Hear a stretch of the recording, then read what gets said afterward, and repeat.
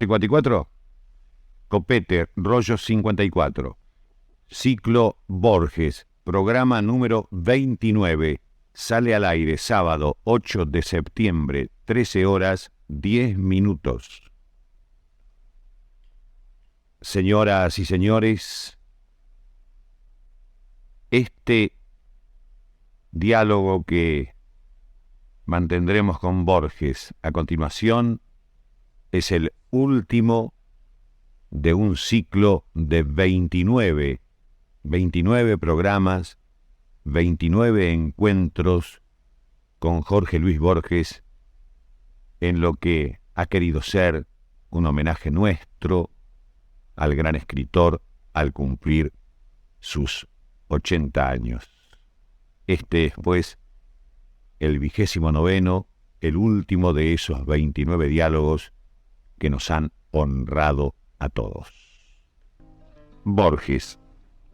Algunos amigos suyos, algunos amigos míos, algunos amigos nuevos que nos escuchan o que lo escuchan, nos han hecho llegar nombres de la poesía argentina que en ese escrutinio un poco cervantino que hicimos el otro día no aparecieron. Y entonces, bueno, vamos a tratar de cerrar pero desde luego, esa brecha. Yo no quiero omitir a nadie. Mi ignorancia puede omitir a muchos. Me pidieron que le preguntara, por ejemplo, por la obra de José Pedroni. No, la obra de José Pedroni la conozco muy poco. Yo no puedo hablar con autoridad sobre él. Creo que es santafesino, pero es todo lo que sé. Ha muerto ya. Lugones prologó un libro de él, le dijo El hermano luminoso. Bueno, anda. Es un hermoso epíteto, sí. Pero yo no he leído a Pedroni. Habremos encontrado alguna vez.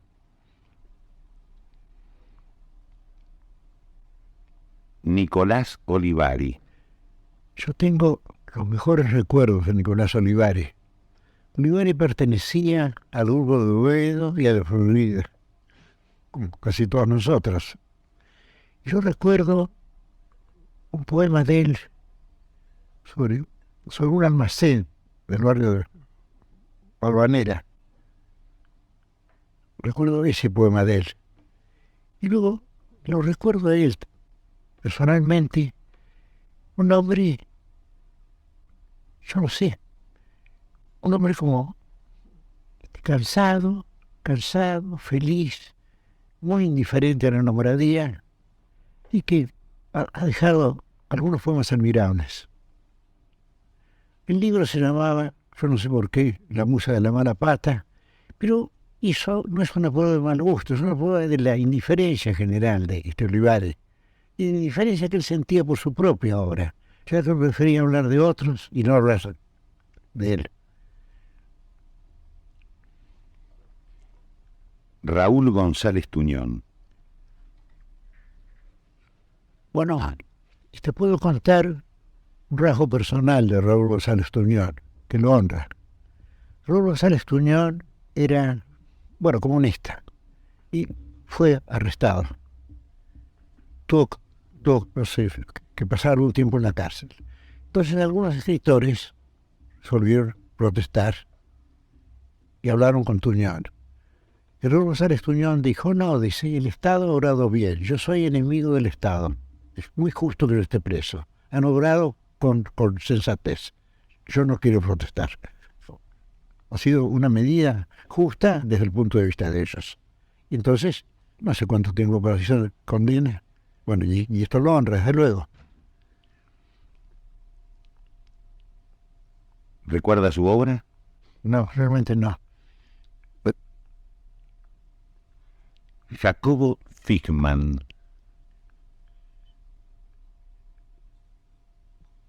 Bueno, Jacobo Fichmann había publicado un libro, Molino Rojo, Moulin Rouge, y luego un libro de 20 poemas numerados. Y aquello fue una especie de escándalo en aquella época, porque ¿cómo?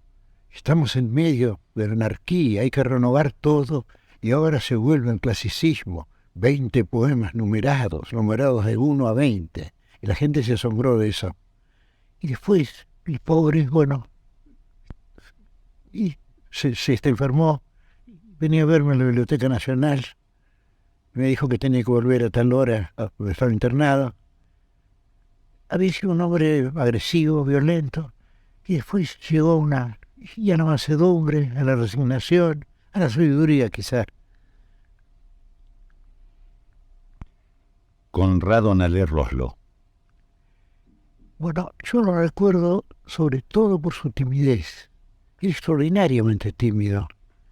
Fuimos miembros de la Academia Argentina de Letras y no se atrevió nunca a hablar. Nunca.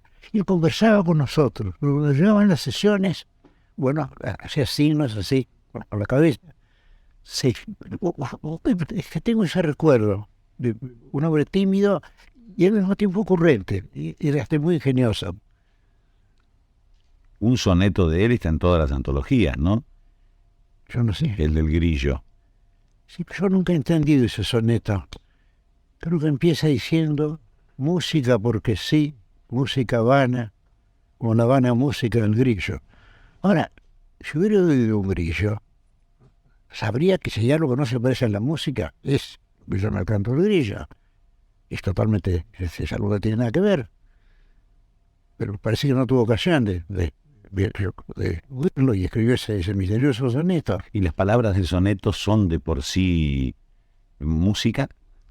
En ese caso, Yo no sé, por ejemplo, él dice, es este cielo azul de porcelana, es una copa de oro el espinillo. Usted ve que yo lo sé de memoria. Ahora, yo no creo que un grillo, las cosas naturales le parezcan artificiales. Creo que la idea de que un grillo pueda pensar que el cielo es de porcelana y que un árbol es de oro es una idea totalmente ajena a los grillos. Si es que los grillos tienen ideas. mi corazón es lógico y sencillo. Usted ve, la palabra ilógico es realmente atroz. Además, si un corazón es sencillo, no puede ser ilógico, que es una palabra de este diccionario. Sí, se ha despertado el grillo esta mañana. Sin embargo, yo creo que más allá de mi juicio, mi opinión, que es meramente intelectual, sin duda hay algo en ese soneto. Porque si no, ¿por qué perdura en mi memoria y en la memoria de todos los argentinos? Quiere decir que hay algo, misteriosamente, en ese soneto, más allá de los argumentos puramente intelectuales que yo he usado. El título, desde luego, me desconcertó porque yo he oído al Grillo muchas veces y desde luego no se parece a la música, ¿no? César Tiempo. Sí, Israel Seidler. Tiene poemas lindísimos. Estuvimos distanciados por razones políticas, pero yo recuerdo un poema de él, de unas líneas, y lo importante de un poeta que perdura en unas líneas, en que él dice, y la mañana, y esta mañana que es hermosa, y la mañana que es hermosa como el amor de esta judía. Y luego habla de una muchacha que hubiera podido ser mi amiga y fue mi amante, como si eso fuera menos. Si no hubiera podido ser su amiga, lo cual es mucho, fue simplemente su amante, lo cual es casual. Y además los dos profesamos el mismo culto, el culto de Rafael Cansinos, Ascens, y nos ayudó mucho a Cansinos. Y le he tratado de que se mantenga verde y viva la memoria de Cansinos Ascens, y él, en fin, hizo que Cansinos Ascens publicara aquí, y le ayudó de un modo mucho más eficaz que yo. Yo tengo la mejor opinión de Israel Seidler, que tradujo su nombre. Porque, claro, Zeit es tiempo y él firmó tiempo.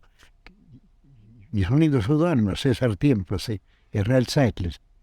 Usted sabe que Tiempo y Viñale agruparon a los poetas de finales de la década del 20 en una antología que ha pasado a ser un clásico, ¿no? Yo diría que no, es la antología más equivocada del mundo. Pero parece que no erraron nunca, porque casi todos fueron después hombres de la historia de la poesía argentina, ¿no? Sí, pero la historia de la poesía es lo menos importante que puede haber. Lo que importa es la poesía. Todo el mundo puede ser hablar de la poesía argentina. Sobre todo ahora que padecemos ese mal. La historia, las fechas, las escuelas, la cronología.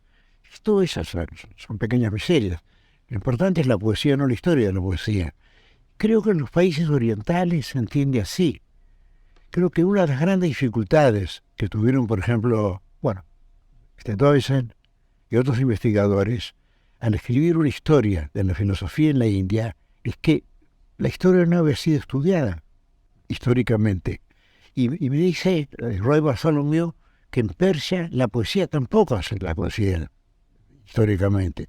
No se piensa si un autor influye en otro, si es anterior, si es posterior, y si ya está en una suerte de eternidad. Todos son contemporáneos. En cambio nosotros padecemos ese mal, la historia, las fechas, todas esas son minucias. Se escribe una biografía de alguien y la biografía consta de cambio de domicilio. Es absurdo. Es una idea relativamente nueva, porque Bacon, más o menos a principios del siglo XVII, dijo qué lástima que hay historias de las dinastías, de las guerras y de los países, y que no hay historias de las ciencias o de las artes. En cambio ahora podemos decir, quizá no haya ciencias ni artes, pero hay un estudio histórico de esas disciplinas. Y yo creo que ese estudio es en suma un error. Porque si un texto es bueno, no importa que haya sido escrito esta mañana, o que haya sido escrito hace 20 siglos, o que sea futuro. El texto se impone. Como se nos han impuesto hace un momento aquellos versos que yo empecé discutiendo de Guardando el error. Háblenos de Kipling. Que si yo empiezo a hablar de Kipling, yo creo que voy a seguir hablando hasta que el tiempo se acabe. Yo creo que Kipling es uno de los, desde luego, uno de los máximos escritores que ha habido. Ahora, la gente suele juzgar a Kipling en función de sus opiniones. Esas opiniones son respetables. Yo creo que el Imperio Británico, made for good, como se dice en inglés, es decir, que la obra del Imperio fue benéfica, y que Kipling quiso revelar ese imperio a los que él llamaba, no sin algún desdén, los isleños, es decir, quienes habían nacido en Inglaterra. Y dijo, ¿quiénes pueden saber de Inglaterra los que solo conocen Inglaterra? Y por eso publicó aquellos libros de poemas, o mejor dicho, por eso escribió aquellos libros de poemas, las 5 naciones y los 7 mares, en que él reveló una Inglaterra un poco escandalizada de la existencia del imperio. Porque a los ingleses no les gusta que se les recuerde esas cosas. Como les gusta que se recuerden, por ejemplo, símbolos. Por ejemplo, hay un cuento muy lindo de Kipling, del cual él habla de unos muchachos en un colegio militar muy escandalizados por el despliegue una bandera inglesa, y ellos sienten eso como un impudor, una indecencia, porque la bandera es algo demasiado íntimo para ser exhibida. Bueno, y Kipling sintió el amor a Inglaterra y el amor de la India también. Él siempre tuvo el orgullo de haber nacido en Bombay. Él dedica su primer libro de poemas, The Seven Seas, a la ciudad de Bombay. Y dice, yo nací en sus puertas, entre las palmeras y el mar, donde se juntan los barcos del fin del mundo. Pero yo creo que la obra más interesante de Kipling no son, digamos, aquellos cuentos en los cuales él salta, la tarea del hombre blanco, sino los últimos cuentos que él escribió. Son cuentos muy complejos, algunos tan complejos que uno, al cabo de leerlos, puede vacilar entre 3 o 4 interpretaciones, todas justificadas por el texto. Es decir, Kipling, como Henry James, buscó al final de su vida esta ambigüedad, pero la sabia ambigüedad. No la ambigüedad de lo confuso, sino la ambigüedad de lo complejo, la ambigüedad del universo, digamos. Yo creo que hay cuentos de Kipling que no han sido igualados, y en ese momento, al azar de mi memoria, que suele parecerse al olvido, quiero hablar de un cuento que se llama The Wish House. Quiero hablar de The Eye of Allah, el ojo de Alá. Quiero hablar de un cuento en el cual aparece, quizá, pero no estamos seguros, Cristo. Un cuento contemporáneo que se llama El jardinero. Yo creo que los últimos libros de Kipling fueron los mejores suyos. En todo caso, los más atormentados, los más sensibles. Pero Kipling empezó por breves obras maestras, porque ya en los Plain Tales from the Hills hay cuentos como Beyond the Pale o En la casa de Sudú, que son perfectos y que no exceden 5 o 6 páginas. pero en los cuales cada palabra es indispensable. Ahora, Kipling llegaba a su obra a través de muchos borradores, pero ese esfuerzo no se advierte. De modo que yo diría que Kipling fue un gran poeta y un gran cuentista. Y en cuanto a su obra novelesca, solo podemos reducirla a Kim. Pero Kim es un libro infinito. Cuando uno ha concluido Kim, o mientras uno lo lee, uno tiene la sensación de que los personajes son realmente miles, de que toda la India está presente. Y luego alguien ha hecho la estadística y creo que aparecen 40 personajes. Pero uno tiene la impresión de toda la India y de todos los millones de la India. Yo no sé cómo Kipling ha logrado ese milagro, entre tantos otros. Sí, pero yo sé que yo he hablado con sikhs, con musulmanes, con hindúes, y que todos tienen el amor de Kipling. Se piensa que Kipling es uno de los grandes poetas, los grandes escritores de la India, aunque escribió en inglés. Yo no sé si usted sabe que él llegó al hindi primero y luego al inglés. Y él habla de eso en un poema. Él habla de la lengua pagana y evolución antes de el idioma. Usted sabe, Borges, que en estos días, ya que habla de Kipling, la India de Kipling, la del imperio, quizá haya tenido su punto final, porque una bomba asesinó al último virrey, que fue además el primer gobernador de la India independiente. Sí, así es. Mountbatten, sí. Sí, Mountbatten. Sí, que es realmente claro. Es la India de Kipling. De Battenberg. Claro, Battenberg. No fue traducido al francés durante la guerra del 14, ¿no? Por los nacionalistas ingleses. Sí, y yo dijo que era absurdo. Bueno, Mountbatten también. Sí, que el nombre era decir el nombre genuino. ¿Es la India de Kipling que ha muerto con él? No, yo creo que no. En todo caso, la India de Kipling... la India de Kipling posiblemente durará más que cualquier India histórica, ¿no? Está muy bien. La historia es lo que pasa. Y el arte permanece. Hugo pensaba lo mismo. ¿Qué libros tiene en su biblioteca, Borges?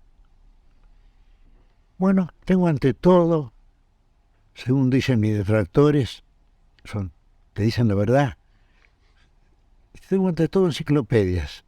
Me gustan mucho las enciclopedias. Tengo la británica, tengo el Brockhaus y debería tener otras. Tuve la enciclopedia Mayer, también, la enciclopedia Chambers, el diccionario enciclopédico hispanoamericano, y me gustaría tener el Bompiani también.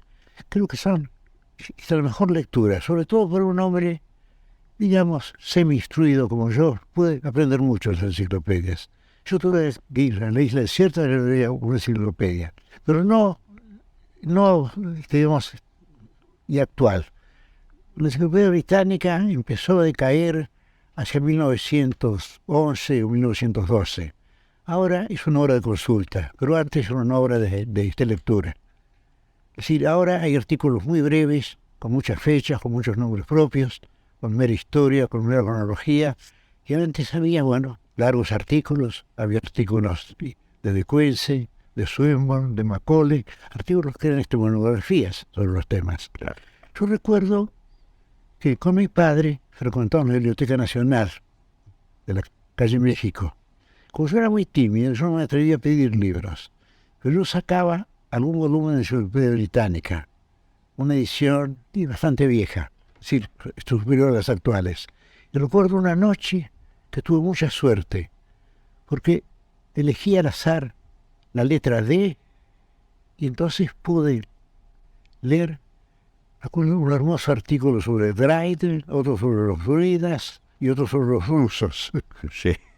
De modo que recibí esa variada información que he usado después. En una sola noche me fueron deparados los druidas y los rusos. Y leí en ese artículo sobre los rusos algo que realmente parece de Kafka. Dice que los rusos del Líbano tienen alguna noticia de que hay rusos en la China, lo cual sea posiblemente cierto, ya que la China es un país infinito. Y además creen que ellos son apenas una rama de esa vasta comunidad rusa que hay en la China. Eso parece de un cuento de Kafka, ¿no? El hecho de que ellos son muy pocos, pero creen poder contar con millones de hermanos en un país remoto. Ahora, yo busqué el artículo sobre los drusos en la edición de 1911 y ahí habían suprimido ese párrafo. Digamos que posiblemente es en falso, pero ¿qué importa que sea en falso si es hermoso? Háblenos de don Isidoro Acevedo Laprida, porque Sí. un comisario mayor de la Policía Federal, el comisario mayor Espinosa, Sí. me ha pedido estos datos. Me dice que Borges hable Sí. Bueno, de don mi Isidoro. abuelo fue comisario de la Tercera y se batió en la batalla de Cepeda, en la batalla de Pavón y en el puente Alsina. Y fue compañero en las dos primeras batallas, en Cepeda y en Pavón, de Fernando del Campo. Yo recuerdo de mi abuelo, y bueno, él decía, por ejemplo, que todos los guapos eran flojos, lo cual es posiblemente cierto, contrariamente a las versiones literarias mías. Y recuerdo que era un hombre que él conocía todo Buenos Aires. Y al mismo tiempo, bueno, él no aprovechó nunca eso. A él le ofrecieron ser jefe de policía. Dardo Rocha le ofreció eso en La Plata, pero él dijo que no, que él estaba acostumbrado a vivir en Buenos Aires y que no quería mudarse. Y era de San Nicolás. Mi familia es oriunda de San Nicolás. Y recuerdo que era muy lector. Tenía el hábito de la lectura. Y le dijo a mi madre: mi historia de Inglaterra es una historia sombría, pero yo diría que todas las historias son sombrías, no solo la de Inglaterra. Todas las historias son... ¿Quién es ese yo? ¿Borges o don Isidoro, que dijo que todas las historias eran sombrías? No, eso lo digo yo, eso lo agrego yo. Posiblemente él pensaba que ser sombrío fuera una especie de privilegio. Dickens escribió una historia de Inglaterra muy sombría y llena de sangre y de crueldad, ¿no? Sí, que se llama A Child's History of England. Y Chesterton dijo que el niño no es el lector, sino el autor. Juzgaba que estaba escrita. Bueno, claro, desde luego no estaba de acuerdo con los principios católicos de Chesterton. Y bueno, yo tengo pocos recuerdos personales de mi abuelo, ya que murió en 1905. Sus amigos se recuerdan mucho. Y mi madre aprendió a jugar al truco, porque cuando mi abuelo estaba enfermo, tenía el hábito del truco, y yo jugaba con él, y él me lo enseñó a mí después. Salvo que mi abuelo era un buen truquero, mi madre no seguía muy bien, y yo soy pésimo. No sé qué ellos, sí.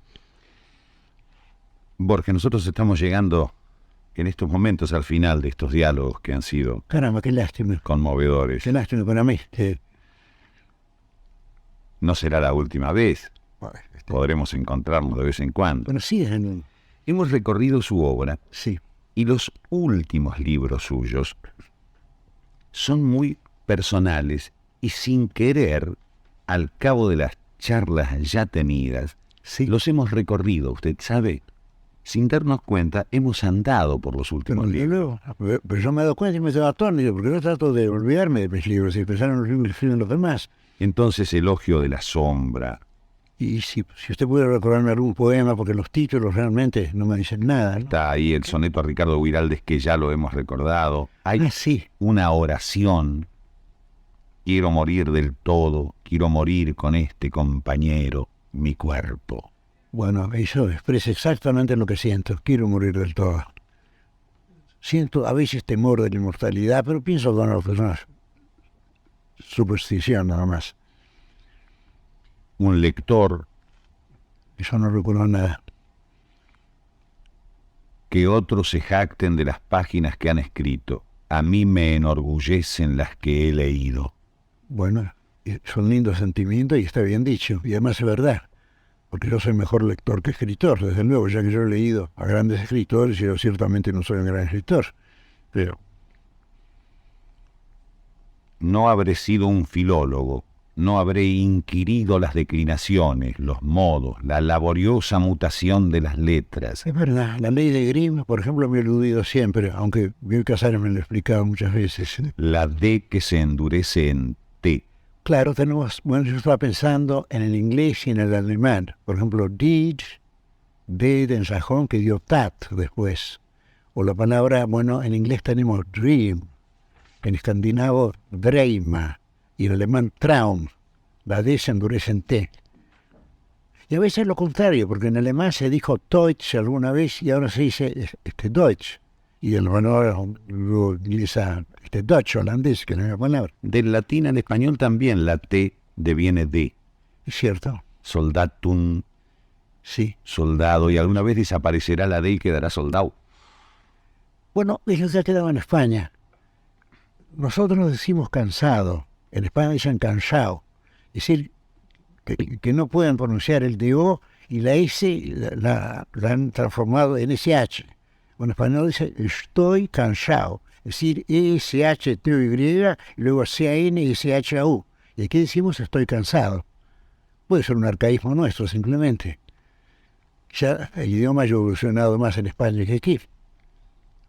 Dice, Usted ha apartado más de sus orígenes. Posiblemente todo criollismo sea un arcaísmo castellano. ese poema más adelante dice, el joven ante el libro se impone una disciplina precisa y lo hace en pos de un conocimiento preciso. Sí. A mis años, toda empresa es una aventura que linda con la noche. Es cierto. Quiere decir que yo nunca leo un libro, bueno, con el propósito de leerlo hasta el fin. Me leen fragmentos de libros y yo siempre, si no me interesa, les digo que lo dejen. Aunque el autor sea famoso, o aunque yo lo quiero mucho el autor. Yo soy un lector hedónico y un lector casual ahora, ya que dependo de otros ojos y de otras personas que muy generosamente casi me leen. Y termina diciendo, no acabaré de descifrar las antiguas lenguas del norte. Es verdad, porque yo emprendí estudio del anglosajón en el año 55 y lo descifro simplemente. Y emprendí después el estudio del islandés y no sé si llegaré a este buen término. Pero sí, pero tengo el amor de esos idiomas. Y me refería precisamente al anglosajón y al escandinavo antiguo que se habla todavía en Islandia. Dice, la tarea que emprendo es ilimitada y ha de acompañarme hasta el fin, no menos misteriosa que el universo y que yo, el aprendiz. Que la tarea literaria es misteriosa, y si no es misteriosa es un mero juego de palabras. Y entonces ya nos convertimos y Gracián, por ejemplo, no. Una gran desdicha. Pero si uno siente que la tarea literaria es misteriosa, que no depende de uno, que uno es a veces un amanuense del espíritu, entonces uno puede esperar mucho. Ya que uno no es el responsable. O simplemente trata de cumplir órdenes de algo o de alguien. Digo esas dos palabras con mayúscula, sin una precisión. En el poema siguiente de Elogio de la Sombra, que se llama justamente Elogio de la Sombra, los 4 versos finales son muy, diría yo la palabra, emocionantes. Bueno, si usted pudiera recordármelo, Dice, yo no lo recuerdo. Habla de muchas cosas. Sí. Y termina diciendo, ahora puedo olvidarlas. Llego a mi centro, a mi álgebra y mi clave, a mi espejo. Pronto sabré quién soy. Bueno, pues no lo he sabido aún, ¿eh? Quizá lo sepa después de muerto. Todavía sigo en la duda. Pero los versos están bien, me parece. Más allá de su veracidad, no tuvieron o su verdad, quiero decir. Claro, algunos hemos tomado esos versos como la esperanza de recién saber quiénes somos. Posiblemente uno lo sepa en el momento de la muerte. Exacto. Pronto sabré quién soy. Hay muchos cuentos míos basados en ese concepto. La idea de que un hombre sabe de pronto quién es. Por ejemplo, la biografía de Tadeo Isidoro Cruz es uno de esos cuentos. Claro. Él se da cuenta de quién es en el momento en que él tiene que arrestar al prófugo y desertor Martín Fierro. Entonces Cruz sabe quién es. Y habrá otros cuentos míos con la misma idea. Ya que yo tengo pocas ideas y las aprovecho, las utilizo. Después encontramos un libro que se llama El Informe de Brody, del que leímos El Otro Duelo, ya lo hemos comentado. Sí. Pero el Informe de Brody es, para algunos críticos y para algunos lectores, un texto fundamental. Bueno, es un ejercicio en la manera de Swift y de Voltaire. Un tardío ejercicio en la manera de las sátiras del siglo XVIII. Yo no creo que sea otra cosa. No, y además hay la idea de que nuestra cultura es imperfecta, la cultura está declinando, evidentemente, pero tenemos que salvarla. Y hay otro, un poco mío que yo hablo, el guardián de los libros, la misma idea también, hay que salvar los libros, hay que salvar la cultura, aunque los libros no puedan ser leídos en que la cultura sea pobre. La idea del informe de Brody es esa.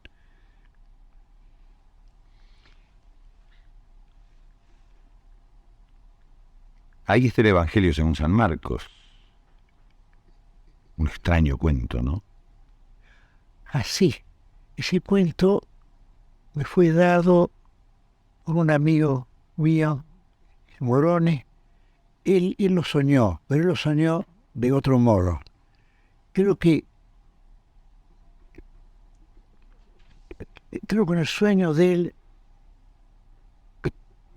hay un hombre que lee el Evangelio, unos chacareros, o gente del campo, pero no lo puedo decir a mucho más que eso.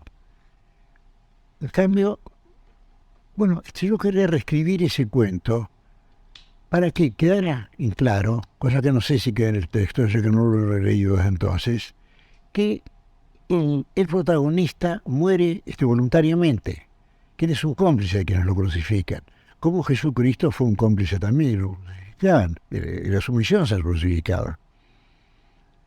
Pero creo que es un lindo cuento. Sí.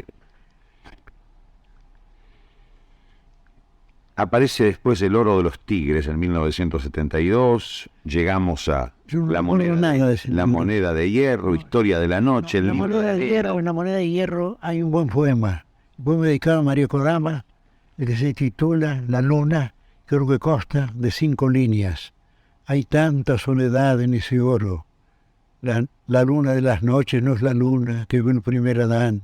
Los largos siglos de la vigilia humana la han colmado de antiguo llanto. Mírala, es tu espejo. Yo he vuelto a esa idea, la idea de que vemos todo ahora a través de la literatura. Es decir, que al mirar la luna, bueno, ya en nuestra mirada están la astronomía, la poesía, la elegía, los muchos poetas que han hablado de ella. Miramos a la luna y la vemos a través de Virgilio, de Shakespeare, de Verlaine. La idea es esa, la idea es que nosotros ya vemos el universo de un modo que ha sido modificado por la tradición, por los idiomas, por los mitos. En El oro de los tigres está, usted publicó unos ejercicios, ¿no? Tancas. Sí, bueno,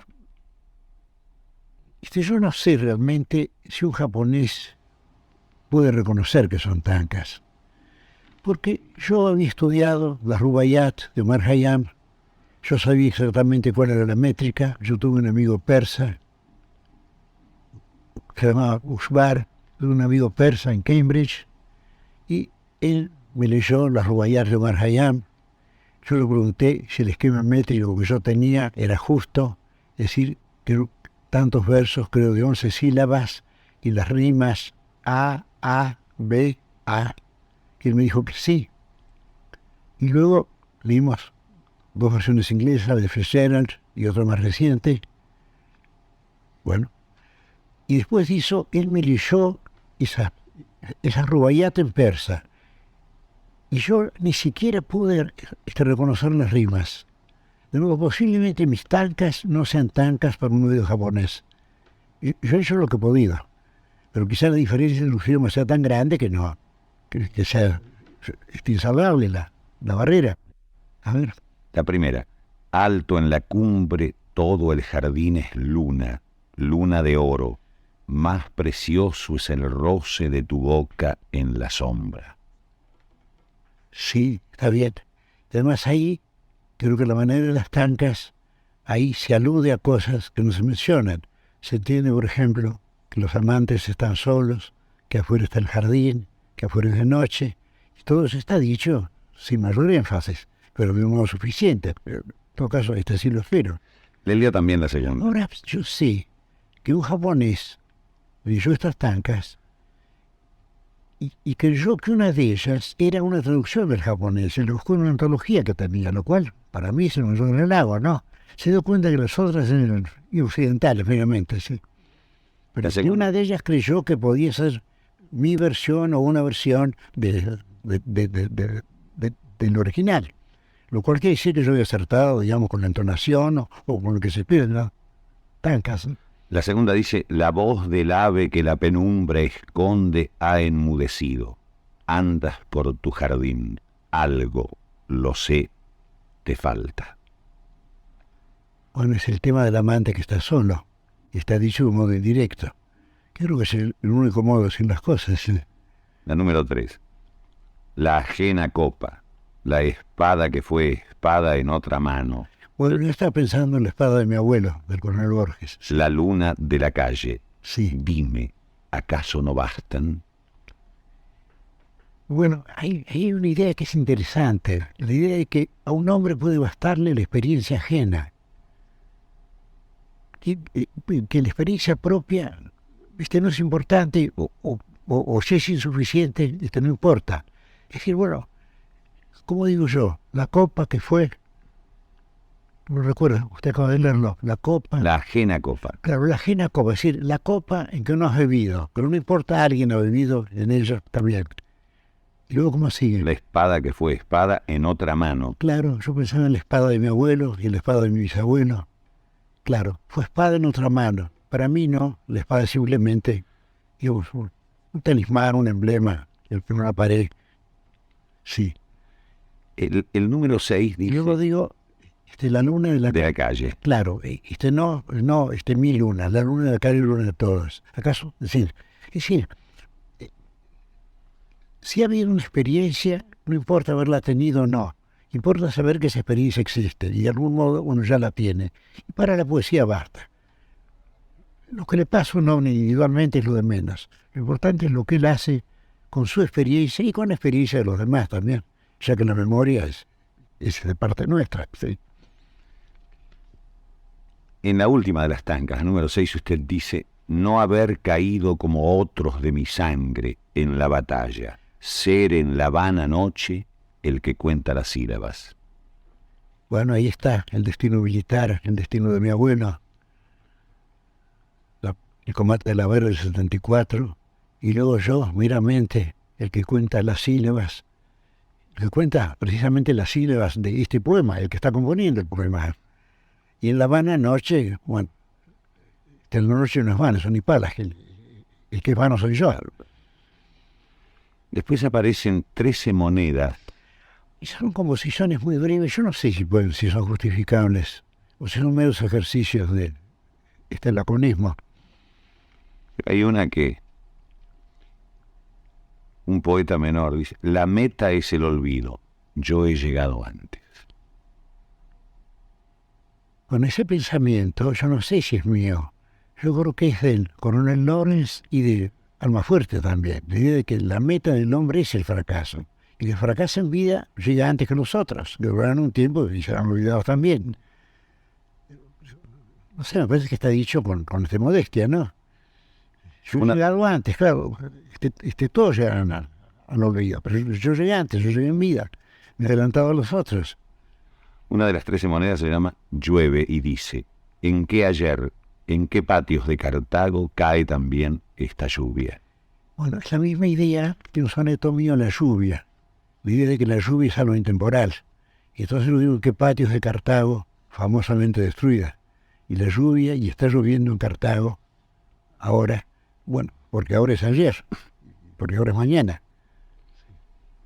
En definitiva, estos libros últimos, Borges, aparecen como muy personales, muy íntimos, bueno, muy autobiográficos. Bueno, es precisamente lo que yo querría.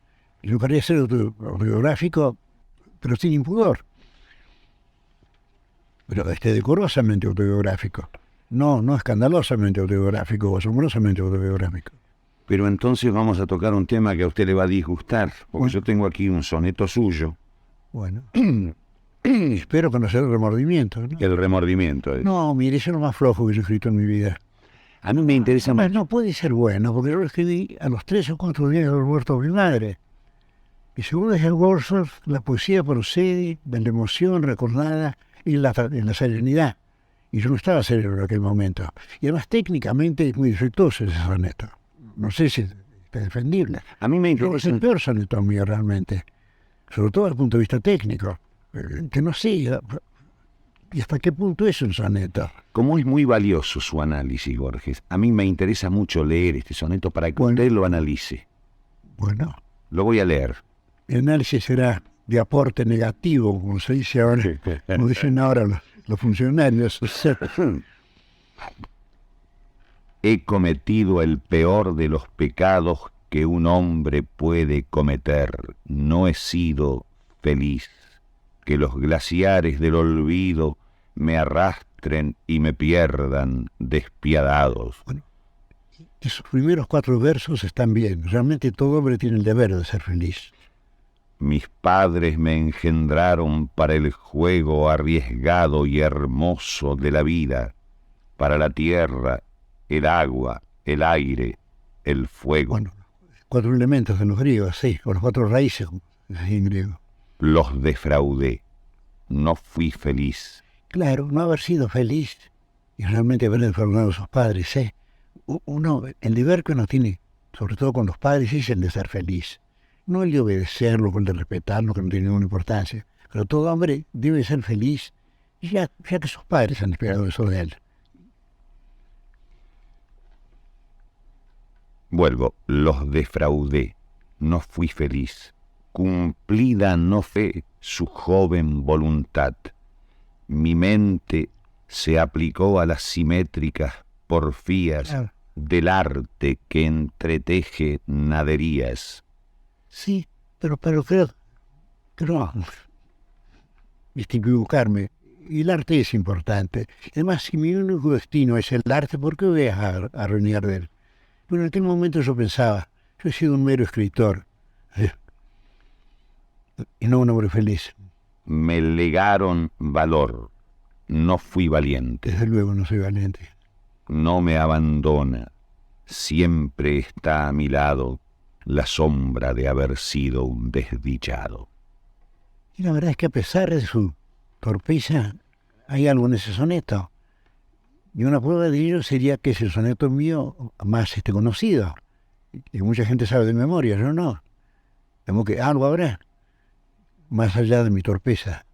Ya usted debe hacer ese resumen para los amigos que lo escuchan, se lo aseguro religiosamente, Sí. y decirnos, ¿es este soneto un buen resumen de su vida? No, ¿Borges? No, felizmente no es. Felizmente he sido feliz muchas veces y espero ser feliz. Y en este momento me siento feliz además. En estos días me he sentido feliz. Yo le voy a decir algunos dones que le han sido dados, Borges. Y sobre todo la amistad. La amistad y el amor me han sido dados. Sí. Y la indulgencia. Y el olvido de lo mucho malo que he escrito también es un don. El olvido y el perdón son dones. Y dones personales como, por ejemplo, el manejo habilidoso de las palabras, de las gramáticas. No, yo no creo tenerlo. Yo soy un escritor torpe, premioso.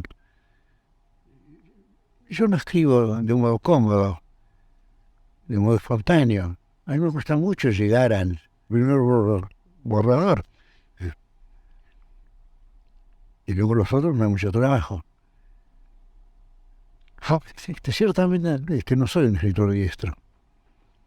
El conocimiento de otras lenguas. Eso sí, eso es una fuente de felicidad. Desde luego, yo debo conocer alguna lengua oriental, por ejemplo, que es del todo distinta. Así que todos los idiomas que yo conozco no son tan distintos.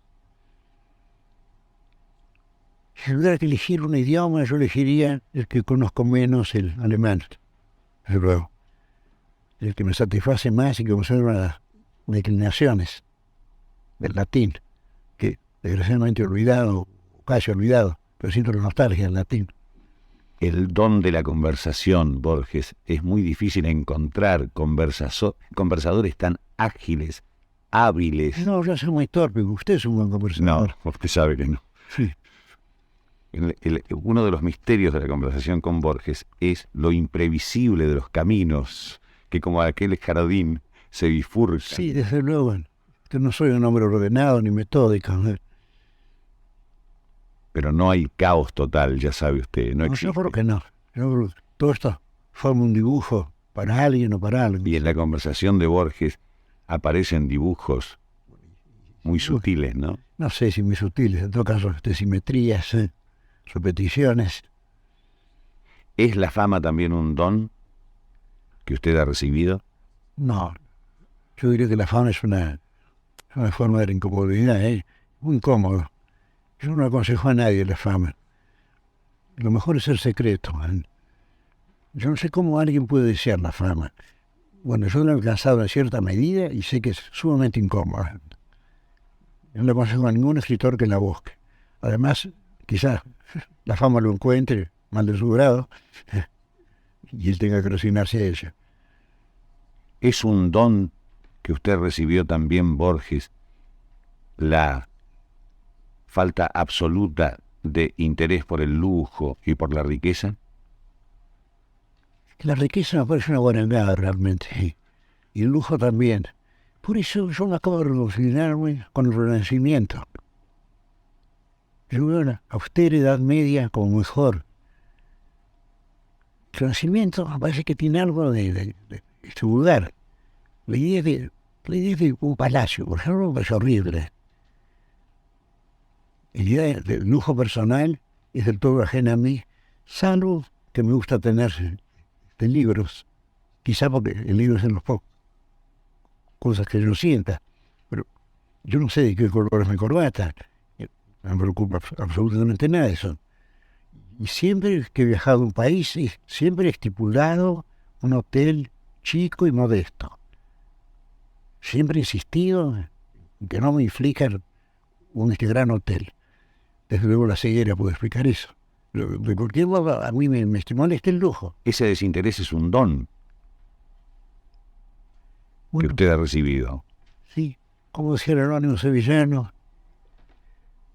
una mediana vida yo posea, un estilo común y moderado, que no lo note nadie que lo vea. Bueno, eso es lo que yo quiero. Y es lo que me da la suerte, además.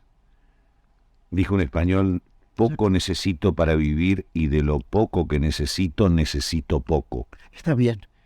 En cambio, Oscar Wilde dijo, a mí me basta con lo superfluo. Que debe ser una inversión, ¿no? Claro. Pero es una broma de Wilde. A usted le ha sido dado, ya hablamos de la fama, le ha sido dado el don de la gloria literaria. Mire, mejor no abusar de la palabra gloria. Toda gloria es efímera, toda gloria es una equivocación. No, yo ciertamente no soy glorioso. A veces pienso que, y esto se lo digo con toda humildad, Borges, que en el año 2079... Esperemos que se hayan olvidado totalmente de mí.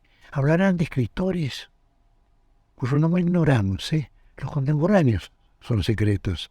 Uno puede conocer el pasado, pero no el presente. El presente lo conocerán las generaciones futuras. Y sin duda estará hecho de nombres que ni siquiera han llegado a nuestros oídos. No el nombre de aquel joven escritor que está escribiendo ahora y que no nos ha mandado sus manuscritos, o cómo van a escribirlas. O de aquel poeta que aún no nació. Y aquel poeta que aún no nació, sí. Pero que tendrá... El presente desconocido. Pero nadie puede hablar de lo contemporáneo. Pero misteriosamente llevará apellidos que ya existen, Borges. ¿Será hijo o nieto de algunos de ahora? Sí, pero posiblemente el apellido sea vietnamita. ¿Qué podemos saber nosotros? Pero de igual modo que los actuales apellidos argentinos son italianos en general. Yo a veces me siento extranjero porque no tengo que yo sepa sangre italiana. Entonces me siento un poco un intruso en Buenos Aires. Y aquí aparecía mi falta de humildad. A veces pienso, en el año 2079 un grupo de estudiantes en una universidad podrá escuchar estas conversaciones que quedan grabadas en los archivos. Y entonces escuchar otras. Pero entonces yo, de la mano de Borges, habré entrado también a la inmortalidad. No, esperemos que estén oyendo otras conversaciones. Idiotas, perdóneme. A menos que las escuchen sin ánimo, sin afán estético, solamente por oír cómo hablaban Eso puede ser. esa gente de hace 100 años. Bueno, mucha gente me dice a mí que yo no hablo como argentino. En la peluquería me han preguntado, dígame, ¿usted llegó hace poco de España? Yo he contestado, sí, hace 3 o 4 siglos, pero parece que yo ya no hablo argentina. Yo hablo de modo anticuado. Primero hemos comentado eso.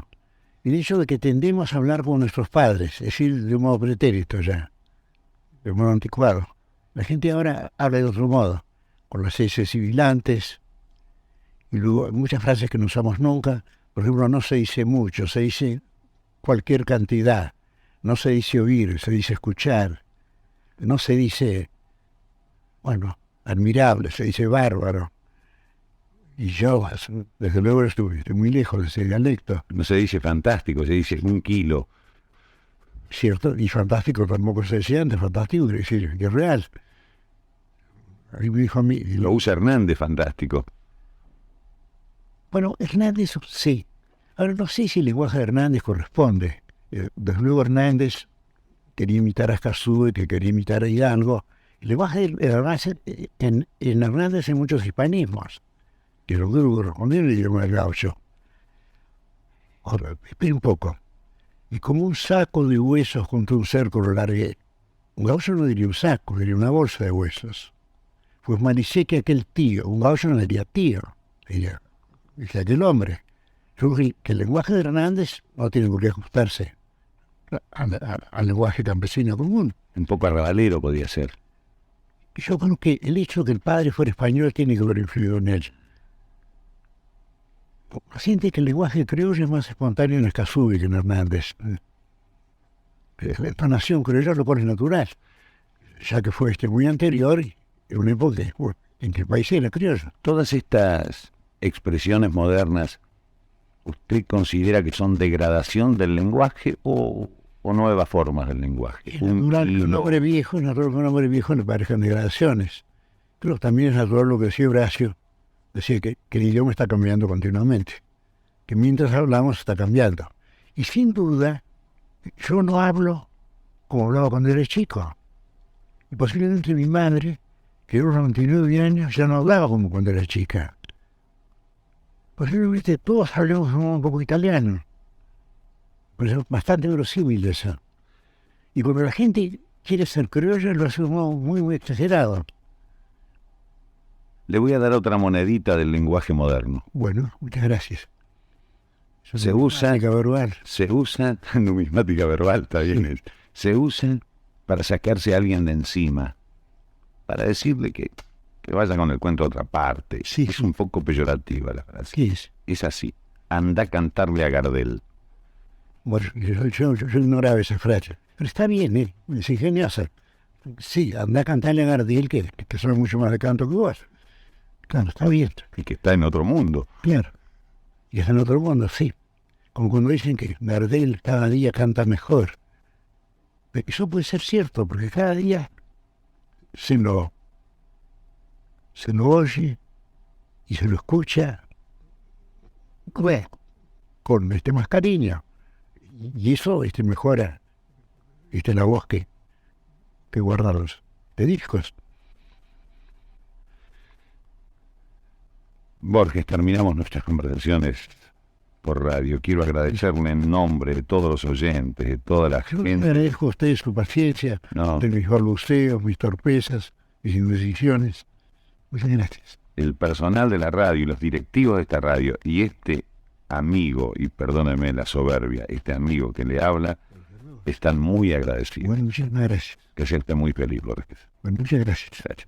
Todos precisamos la felicidad y a veces la logramos. Gracias, Borges. Quizá bruscamente, inesperadamente. Señoras y señores, cerramos así este ciclo de homenaje a Jorge Luis Borges al cumplir el gran escritor 80 años de edad. Borges en este momento está internado, como todos ustedes saben, y desde aquí le deseamos una muy pronta recuperación. Sabemos que está muy bien y seguramente lo tendremos muchas veces más ante los micrófonos de Radio Rivadavia para hablar de las bellas cosas que vienen a la cabeza de Borges cuando entabla una conversación, cuando acepta un diálogo. Quiero agradecer también la intervención en muchas de estas conversaciones de nuestro común y distinguido amigo, el escritor Roy Bartholomew. Roy ha aportado con su presencia y con su inteligencia temas variantes en las conversaciones, ha recordado cosas y lo que es mejor, nos ha dado su presencia, su afecto, su amistad. Esto es todo.